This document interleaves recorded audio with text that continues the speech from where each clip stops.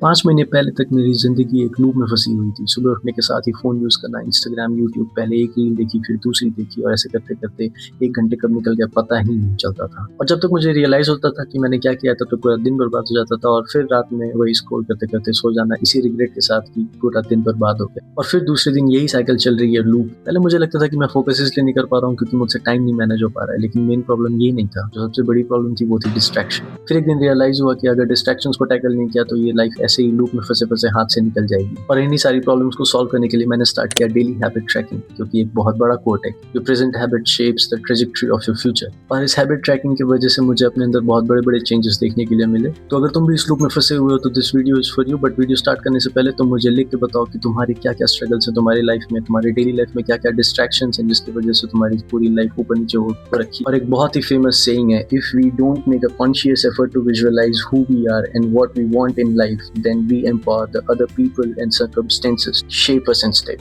अगर मैं इस बड़ी सी बात को सिंप्लीफाई कर दूं तो ये सिंपली ये कहते हैं, if you are stuck in life you need to introspect yourself. और इंट्रोस्पेक्ट योरसेल्फ से मेरा मतलब है कि खुद से क्वेश्चंस पूछना। मैंने भी एक दिन ऐसे ही रैंडमली बैठ के खुद से क्वेश्चंस करने स्टार्ट किए, जिसमें मेरा सबसे बड़ा और सबसे इंपॉर्टेंट सवाल था कि मेरा जो दिन का सबसे ज्यादा टाइम है वो लग कहाँ रहा है यार, जिसका सिंपली आंसर था social media, Instagram, Facebook, Snapchat and all. उसके बाद एक और सवाल दिमाग में आया कि अगर मैं इन सारी चीज़ों पे इतना ज़्यादा टाइम इन्वेस्ट कर रहा हूँ तो उसका मुझे रिटर्न ऑन इन्वेस्टमेंट क्या मिल रहा है, उस मेरे टाइम का रिटर्न क्या मिल रहा है, जिसका आंसर था कुछ भी नहीं मिल रहा है। क्योंकि हम कुछ भी देखते हैं इंस्टाग्राम पे, रील्स पे, शॉर्ट्स पे या यूट्यूब वीडियोस पे, तो हम उसे बस वॉच लेटर या फिर रील में जो सेव का ऑप्शन होता है उसमें उसे सेव करके रख लेते हैं।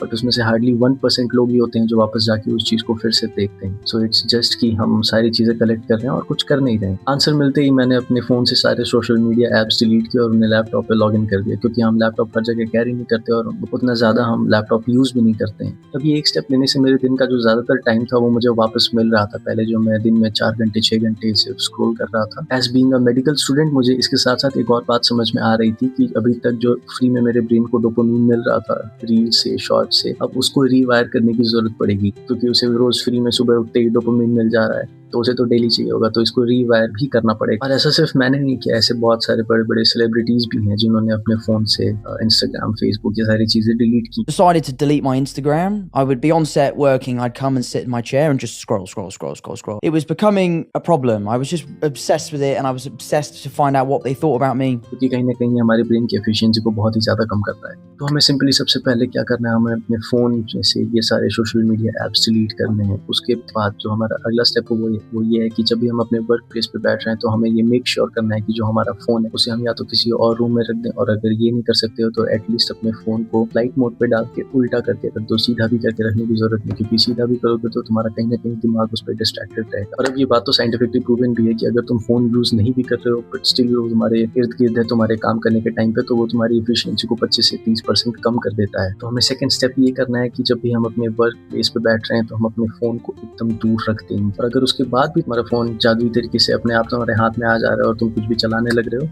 तो सिंपली एक बहुत ही सिंपल और बहुत ही एफिशिएंट तरीका है इस चीज़ से छुटकारा पाने का कि तुम 5 4 3 2 1 रिवर्स काउंट करो। 1 बोलते-बोलते तुम उस चीज़ को रख दो। अब जो मैंने ये बात बोली कि फ़ोन जादुई तरीके से तुम्हारे हाथ में आ जा रहा है, तो ये समझना पड़ेगा कि हमारा जो ब्रेन था वो अभी तक हैबिचुअल था इस चीज़ का कि कुछ भी फ्री टाइम मिला है तो उसमें हम अपना फ़ोन उठा के उसको यूज़ कर रहे हैं। बट अब ऐसा नहीं होगा, तो इस आदत को छोड़ने में थोड़ा-थोड़ा टाइम लगेगा, इसीलिए इस वीडियो का भी टाइटल था 90 डेज़ रूल। जैसे मैंने भी जब पहली बार अपने फ़ोन से ये सारी चीज़ें डिलीट की थी, उसके बाद भी मेरा हाथ बार-बार मेरे फ़ोन पे जाता था।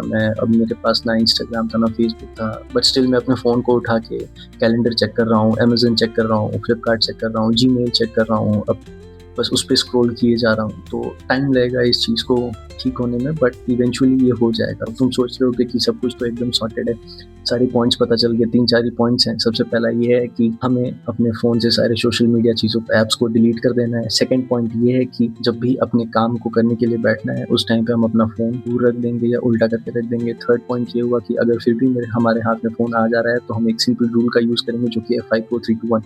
ये बोलते ही 1 बोलने तक में ही फ़ोन हमारे हाथ से दूर चला जाना चाहिए सिंपली। बट इन सब के अलावा एक सबसे बड़ा पॉइंट है वो ये है कि तुम्हें ना बोलना सीखना पड़ेगा, तुम्हें नो बोलना सीखना पड़ेगा। अब तुम सोच रहे हो कि ये कौन सी बहुत बड़ी बात है। जैसे अब मैं हॉस्टल में रहता हूँ, तो लाइक फॉर एग्जांपल अगर मैंने प्लान किया कि आज रात में 9 बजे मैं ये वाली वीडियो शूट करूँगा, अब मैं शूट करने के लिए बैठ गया, बट उतनी देर में डोर नॉक हुआ, कुछ फ्रेंड्स आ गए कि ठीक है चाय पीते हैं, बाहर चलते हैं, ये करते हैं वो करते हैं, तो उस टाइम पे तुमको ना बोलना पड़ेगा। मैं सिर्फ फ्रेंड्स की बात नहीं कर रहा हूँ, और मैं ये बिल्कुल नहीं कह रहा हूँ कि तुम बाहर जाना छोड़ दो, उनके साथ मिलना छोड़ दो, नहीं ऐसा नहीं करना है, बट स्टिल तुम्हें इन सारी चीज़ों को एक प्रॉपर वे में फनल करना पड़ेगा कि ठीक है उससे तुम्हारी प्रोडक्टिविटी, जो भी तुम्हारा काम है वो भी नहीं ब्लॉक होना चाहिए, और उसके साथ साथ सारी चीज़ें भी चलती रहनी चाहिए, बट मोस्टली तुम्हें ना बोलना पड़ेगा, क्योंकि तभी वो तुम्हारा काम पूरा होगा। काम सबसे पहले है, उसके बाद ही सारी चीज़ें आती हैं। और तुम्हें इस चीज़ के लिए ये बिल्कुल भी सोचने की ज़रूरत नहीं है कि अगर मैं ना बोल दूँगा तो लोग क्या सोचेंगे। तुम कभी भी अपने लिए कुछ नहीं कर पाओगे अगर तुम्हारी ये थिंकिंग है कि मैं किसी को ना नहीं बोल सकता हूँ। लर्न टू से नो। तो अगर मैं फाइनली इस वीडियो को समराइज़ करूँ तो हमारे पास सिंपली 5 पॉइंट्स हैं, जिसमें सबसे पहला पॉइंट है कि हमें अपने फ़ोन से सारे सोशल मीडिया ऐप्स को डिलीट कर देना है। जो हमारा दूसरा पॉइंट है कि जब भी हमें काम करने बैठना है,